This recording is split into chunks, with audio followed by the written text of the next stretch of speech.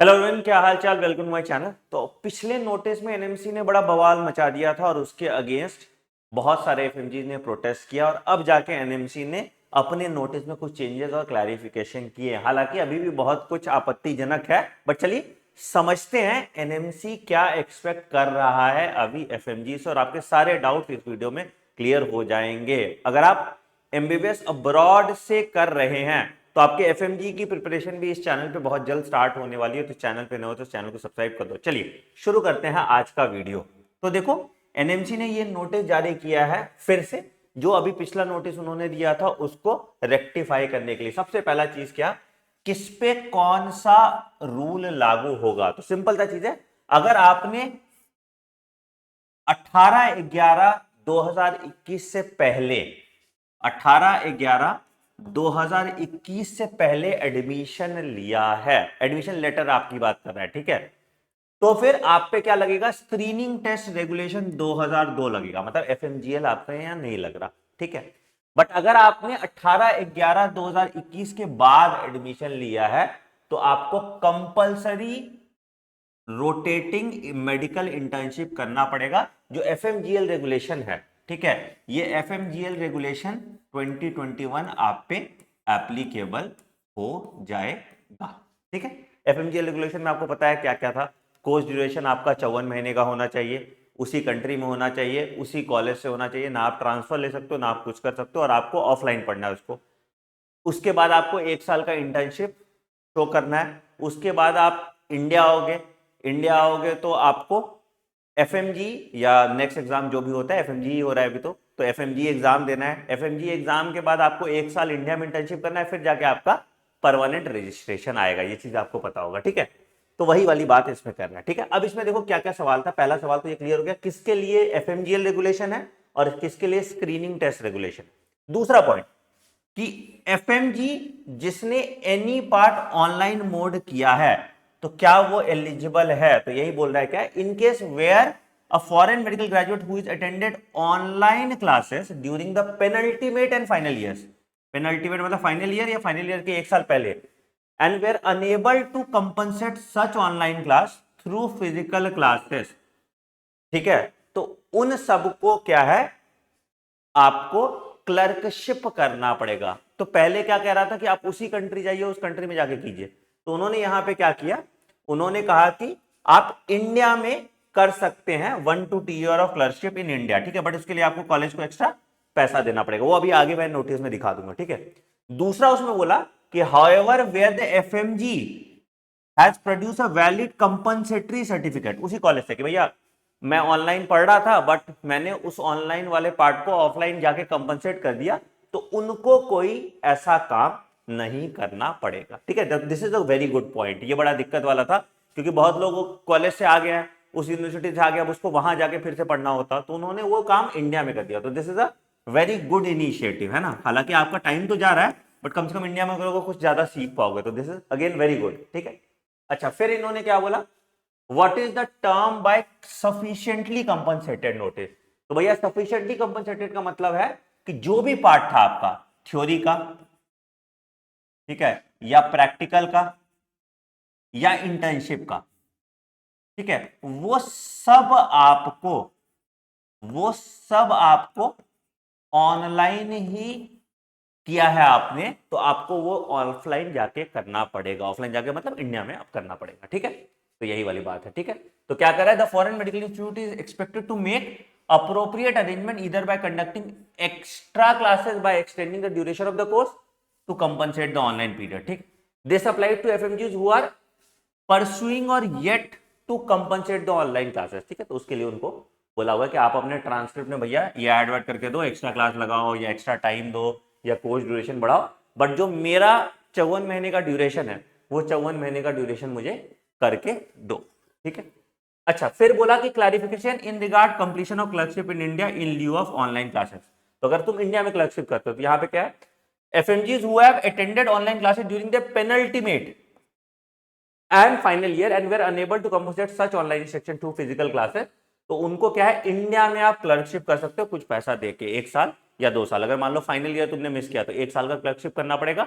अगर तुमने पेनल्टी में ईयर मिस किया तो 2 साल का क्लर्कशिप करना पड़ेगा। ठीक है, फिर है भैया, फिर क्या कह रहा है, who has the primary responsibility to process application of foreign medical graduates to grant permanent registration. तो यही बोल रहा है कि भैया स्टेट मेडिकल काउंसिल के पास ये चीज है। अच्छा, किसको मिल सकता है, जो एफएमजी क्वालिफाई कर लिया है, जिसने अपना इंटर्नशिप कर लिया है और जिसने अपनी क्लर्कशिप पीरियड को पूरा कर दिया है, उसको ही परमानेंट रजिस्ट्रेशन मिलेगा, बाकी किसी को नहीं मिलेगा। ठीक है, अब यही देखो, ये जो पूरा नोटिस है इसमें थोड़ा डिटेल में बता दिया है क्या, कि issue related to FMG from Ukraine. पहला, ठीक है, क्या बोला, एफएमजी जिसके पास ब्रेक था in their final year and वो इंडिया वापस आ गए ड्यू टू कोविड पैंडेमिक या वॉर, दोनों केस में। ठीक है, और बाकी कोर्स उन्होंने ऑनलाइन कंप्लीट किया, तो उनको क्या भैया, फाइनल ईयर वाले हैं, तो 1 साल का क्लिनिकल क्लर्कशिप इंडिया में करना पड़ेगा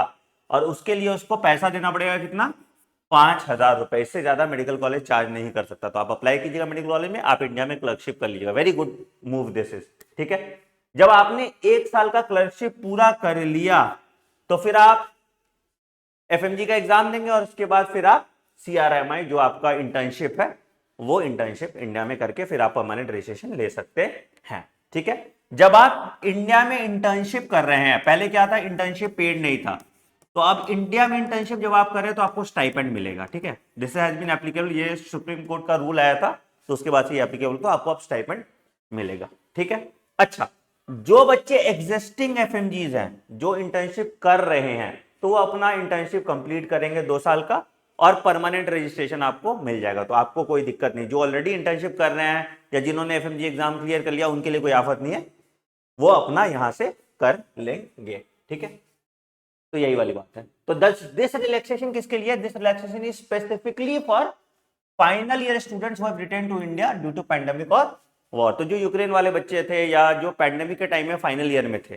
ठीक है, उन बच्चों के लिए ही ये रिलैक्सेशन, बाकी किसी के लिए रिलैक्सेशन नहीं है। ठीक है, अब बोल रहा है कि एफएमजी जिसको दिक्कत था पेनल्टीमेट ईयर में, मतलब फाइनल ईयर तो नहीं किया, फाइनल ईयर से 1 साल पहले भी नहीं किया, तो आपको इंडिया में 2 साल का क्लर्कशिप करना पड़ेगा। अगेन आपके लिए भी 5,000 रुपए का चार्ज है। उसके बाद फिर तुम इंटर्नशिप कर सकते हो, इंटर्नशिप करके अपना परमानेंट रजिस्ट्रेशन ले सकते हो एफएमजी एग्जाम देने के बाद। ठीक है, ये वाली बात भी है। ठीक है, कोई दिक्कत नहीं है। ठीक है, अब यहां पे क्या करें, existing FMG undergoing internship will be allowed to continue and complete 3 years before permanent registration. तो अगेन आपको भी कंपनसेट करने के लिए 3 साल का इंटर्नशिप करना पड़ेगा। मतलब सिंपल मोटा मोटी है भैया, कि तुमने जितना टाइम ऑनलाइन किया उसको या तो क्लर्कशिप के थ्रू कंप्लीट करो या इंटर्नशिप के थ्रू कंप्लीट करो। तो अगर इंटर्नशिप कर रहे हो तो इंटर्नशिप ही ज्यादा करा देंगे तुमसे स्टाइपेंड लेके। ठीक है, उस या क्लर्कशिप कर रहे हो तो क्लर्कशिप तुमसे ज्यादा करा दिया जाएगा। It's as simple as that. ठीक है, फिर आते हैं allowing FMGs from Ukraine to continue their study from different countries except India। ठीक है, तो हुआ क्या था कि जो ज्वाइन किए थे आपके बिफोर 18/11/2021, ठीक है, एंड यूक्रेन से वापस आए थे, तो वो किसी और कॉलेज में जाके एडमिशन ले लिए थे। ठीक है, तो those candidate who have joined the course equivalent to MBBS in India physically in Ukraine और रशिया आफ्टर 18/11/2021, ठीक है, and have return and were evacuated during war period, ठीक है, in a medical institute either in Ukraine और Russia shall be given permission to transfer और migrate to any other country to complete their FMGL regulation and procure certificate which grants license to practice, ठीक है, allopathy in that country. This permission for migration shall be specific to these students only who return to India till 31st March 2022, ठीक है, और 7/3/2024 पे ये migration खत्म हो जा रहा है। मैं फिर से समझा रहा हूं, 2 कंडीशन है यहाँ पे। पहला कंडीशन क्या है कि अगर मान लो आपने एफएमजीएल रेगुलेशन से पहले एग्जाम्प्ट किया, मतलब ट्रांसफर ले दिया, तो कोई दिक्कत नहीं है, कोई दिक्कत नहीं होगा तुमको। बट अगर तुम 18/11/2021 के बाद एडमिशन लियो, तो अगर तुम 31 मार्च 2022 तक इंडिया आ गए, ठीक है, 31 मार्च 2022 तक इंडिया आ गए, उसके बाद आपने ट्रांसफर लिया है, तो ठीक है, आप ट्रांसफर ले सकते हो, कोई दिक्कत नहीं, आपके लिए वैलिड है। बट सिर्फ for people who are from Ukraine और रशिया, बाकी कंट्रीज ट्रांसफर नहीं ले सकते। ठीक है, अच्छा, the relaxation is for the batch of students who are at the time of return there India in first, second और थर्ड ईयर। ठीक है, फाइनल ईयर वालों के लिए ये रिलैक्सेशन नहीं है, तो जो फर्स्ट, सेकंड और थर्ड ईयर में ही थे उनके लिए। ठीक है, ये वाली बात हो गई। ठीक है, अच्छा फिर एक और है issue related to recognition of BS course. अब क्या कह रहा है, स्टूडेंट जो बीएस कोर्स में थे, ठीक है, और वो फिजिकली पढ़ रहे थे उस इंस्टीट्यूट में at the time of publication of FMGL, ठीक है, तो उसको ओल्ड स्क्रीनिंग रेगुलेशन का एक्शन दे दिया गया। खास करके फिलीपींस वाले बच्चे थे, ठीक है, तो वो बीएस कोर्स में उन्होंने एडमिशन ले लिया था, फिर 2021 में एफएमजीएल का रेगुलेशन आ गया, तो उनके लिए तो 4 साल का ही कोर्स है, तो उनके लिए very good news for Ukraine वाले students, this is a very good news for them. ठीक है, ये वाली, ठीक है, बट इन स्टूडेंट्स को भी एक एडिशनल ईयर ऑफ इंटर्नशिप करना पड़ेगा।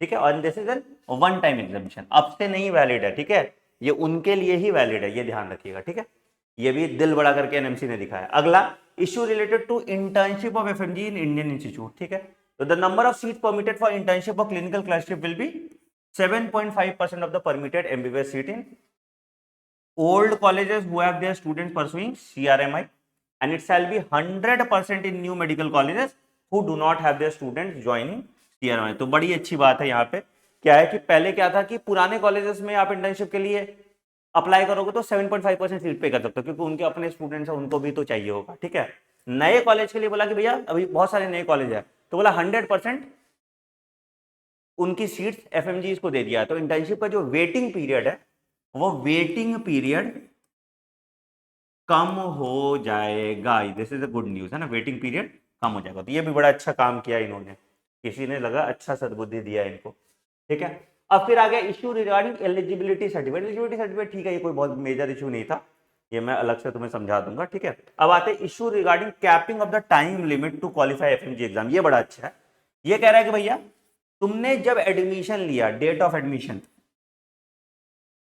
तो मान लो कि तुमने 2021 में एडमिशन लिया, तो 10 साल में तुमको अपना एफएमजी कंप्लीट करना है और इंटर्नशिप कंप्लीट करना है। तो all FMG shall have to complete the internship within 10 years from the date of joining the foreign medical qualification which is equivalent to India. ठीक है, तो ये भी बात यहां पे कह रहा है। मतलब तो अगर मान लो कि कोई 2021 बैच का है, तो 2031 तक उसको अपना 10 साल के अंदर कंप्लीट करना पड़ेगा एफएमजी। ठीक है, इसका पीडीएफ मैं डिटेल मेरे टेलीग्राम चैनल t.me/mentorbox001 पे मैं दे दूंगा। ठीक है, और अगर तुम्हारे कुछ क्वेरीज हैं तो कमेंट सेक्शन में मेंशन करो, मैं इस पे डिटेल में वीडियो बना दूंगा। अगर कोई पॉइंट मैंने छोड़ दिया है तो वो भी मेंशन कर देना, मैं उस पर एक और डिटेल वीडियो बना दूंगा। और सारे अपडेट्स के लिए इस चैनल पे सब्सक्राइब कर दो। Thank you.